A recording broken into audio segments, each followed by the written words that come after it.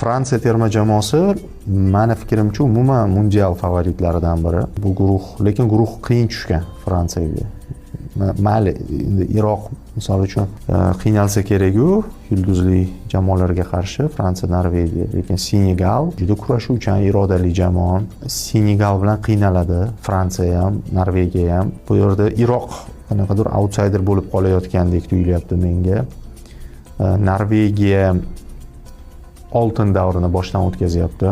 Hattoki o'sha 98-yilgi Norvegiyadan-da yaxshiroq holatda, chunki unda to'g'ri Turan Dreflu bor edi, Ole Gunnar Solskjaer bor edi, lekin ular Yevropani top hujumchilari emas edi, o'rtacha hujumchilar edi.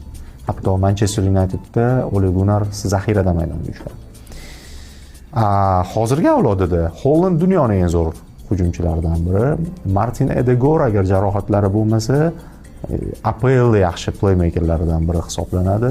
So'rlar o'rtacha. Undan tashqari yana boshqa pozitsiyalarda ham yaxshi o'yinchi, sifatli o'yinchilar bor Norvegiya terma jamoasi. Fransiya, Norvegiya, Senegal.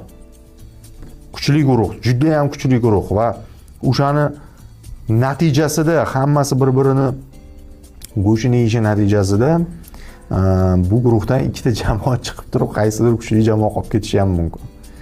Lekin men xohlardim Iroqqa ham xohlayman deb chiqishini. Endi meni xohishim bu yerda umuman rol o'ynamaydi-yu, mayli. Obyektiv olaylik. Hozir bundan oldin aytdim-ku, Afrika va Osiyo to'qnash kelganda men Osiyo tarafman deb. Lekin bu yerda obyektiv Senegal Iroqdan kuchliroq bo'lishi kerak. Shuning uchun Fransiya, Norvegiya, Senegal. Bu yerda favorit Fransiya, Senegal ham yaxshi terma jamoa, lekin Norvegiya menimcha bundan yaxshi tarkib bo'lmasa ham kerak kelajakda, zo'r yorqin yulduzlari bilan boryapti. Chiziqlar yorqin futbolchilardan tashkil topgan.